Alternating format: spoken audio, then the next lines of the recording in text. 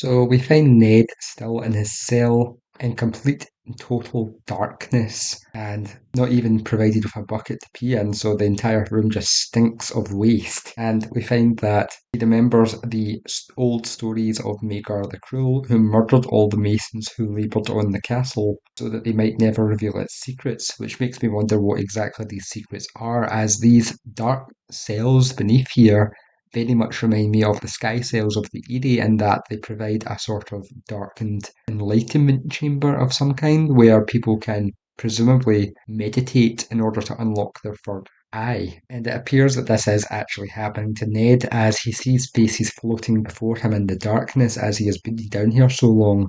He sees the face of Cersei Lannister, who comments that when you play the Game of Thrones, you win or die, and Ned had lost, and his men had paid the price. He then thinks of his daughters, and he would have wept gladly, but the tears would not come. Even now, he was a Stark of Winterfell, and his grief and rage froze hard within him. The dark was so absolute, in that there is no sign of any means of telling time, basically is driving Ned to madness at this point, and he is having nightmares, which apparently are dark, disturbing dreams of blood and broken promises. And when he was awake, there was nothing to do but think about this. His waking thoughts were worse than his nightmares. And it appears that his wounds have become infected by the conditions he has been lying in for God knows how long, and this is aiding on his abilities to open his third eye as he is lingering closer to death due to infection. He then sees Robert in his youth come before him, and laughter comes to him from within the dark. And Ned notes that his eyes are blue and clear as mountain lakes.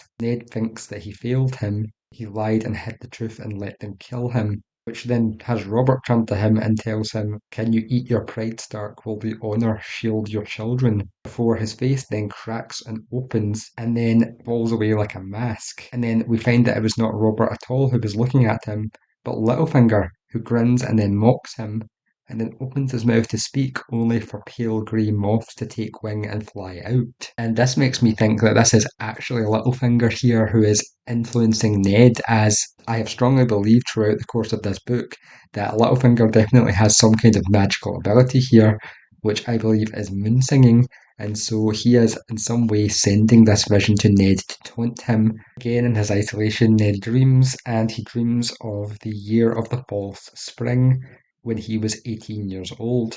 Down from the Eyrie to the tourney at Harrenhal, he could see the deep green of the grass and smell the pollen on the wind as if he was there. He remembered his brother Brandon's laughter and Robert's berserk valour in the melee. He remembered the Jaime Lannister, a golden-haired youth in a scaled white armour, kneeling on the grass in front of the king's pavilion and taking his vows to protect King Aerys, showing us this is when Jaime was knighted.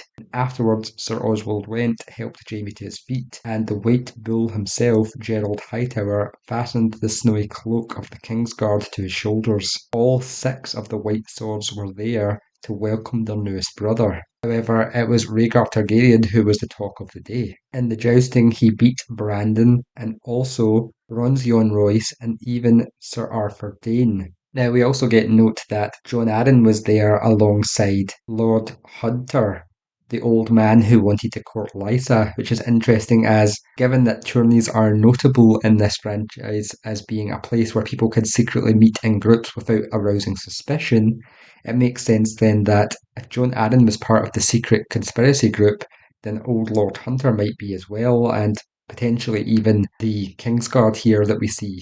And we find that Rhaegar finally beats Barristan Selmy in the final tilt before moving to proclaim his Queen of Beauty, having become the champion. However, he passes his wife, Dornish Princess Elia Martell, and lays the laurel in the lap of Lyanna, crown of winter roses blue as frost. Now, Ned seems to think that every time that the jailer comes bringing water, that a day has passed, which might not actually be accurate, as there is no indication of the passage of time within the cell. However, we do know that he is not given any food. So based on how long it takes for a human to survive without eating, this would give us some indication of how long he has been within the cell. At some point, however, within his confinement, he is met by Varys, who has arrived as a turnkey, and Ned again brings up the fact that he is some sort of magician, as Varys here has transformed himself into this character. He has the smell of a turnkey. He even has a grizzly beard. So unless Varys has glued this beard on or can naturally grow the beard and then shave it without anybody noticing, this appears to be some form of glamoring magic. Varys reveals that it has been a few days since Sansa came to court to plead for Ned's safety, and then notes that he must realise that he is a dead man, as Catelyn no longer holds Tyrion as a bargaining chip, and to Varys' knowledge he has not yet actually reached the other Lannister forces, as he believes that he is still lost somewhere within the Mountains of the Moon. Ned laments the fact that Varys did not help him in the throne room, and Varys makes the point that he could not have helped even if he wanted to. He was alone, unarmed, and surrounded by people with weapons, and then goes on to tell him the story that when he was a young boy, before he was cut, he travelled with a troop of mummers through the three cities, and they taught him that each man has a role to play in life as well as in the play, and it is the same at court. The king's justice must be fearsome, the master of coin must be good with money, and the Lord Commander of the King's Guard must be valiant. So the Master of Whispers must be sly and obsequious and without scruples. A courageous informer would be as useless as a cowardly knight, which seems to imply here that Varys is indeed playing a role as the Master of Spies, and this is not his true identity or how he actually is. Which leads Ned to again examine his face and notes that he is covered in scars and stubble, which again makes me think this is indeed a glamour, as how else would you fake scars in this world? Varys reveals that for 15 years he has been keeping Robert alive, implying that it's potentially been all this time that Cersei has been trying to kill him off. He then chastises Ned for the fact that he revealed to Cersei that he knew the truth of Joffrey's heritage, and then Ned admits it was the madness of mercy that compelled him to do it. Varys then confirms that it was indeed Cersei that gave the wineskin to Lancel, which got Robert drunk and led to his death, but then also notes that in this drunken state, it could have been anything that killed him. He could have fell from his horse, he could have been bitten by a snake, an arrow could have went astray, and so he notes it was in fact Ned's mercy that led to his death, because he allowed Cersei to stick around and cause his death. He also notes that the forest is the abattoir of the gods, which is interesting given the children of the forest are the gods, and they are known for practicing ritualistic sacrifice magic. So in a way, the forest is indeed the abattoir of the gods. Varys then notes he should have took Littlefinger's offer, which makes Ned surprised as to how he could have known that, and then Varys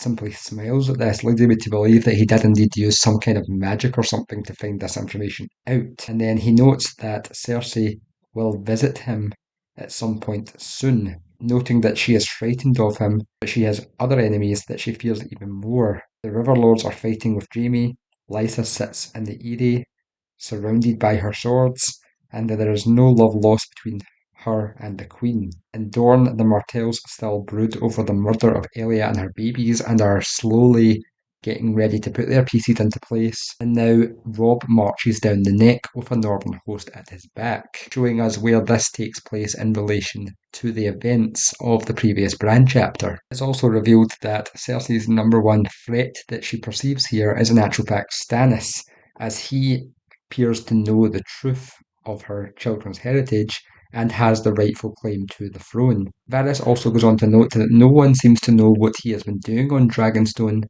but however, it is most likely that he has been gathering forces around him. So Cersei's nightmare is that while her father and brother spend their time battling north of the capital, Lord Stannis will slip in, proclaim himself king, and lop off Joffrey's head, along with her own. Varys cautions Ned when he claims that Stannis should sit the throne and tells him that he needs to be smart about this, as Sansa has already fought for his life. It would be a shame to throw it away. Ned questions whether Varys is in league with Littlefinger, which seems to amuse him, and he notes that he would sooner wed the Black Goat of Qohor. And so it seems that Littlefinger is apparently the second most devious man in the Seven Kingdoms, and Varys feeds him what information he wants so that he thinks he is under his thrall. So that whole thing before in the previous Catelyn chapter with Varys supposedly, according to Littlefinger, being caught by the balls by Littlefinger is in actual fact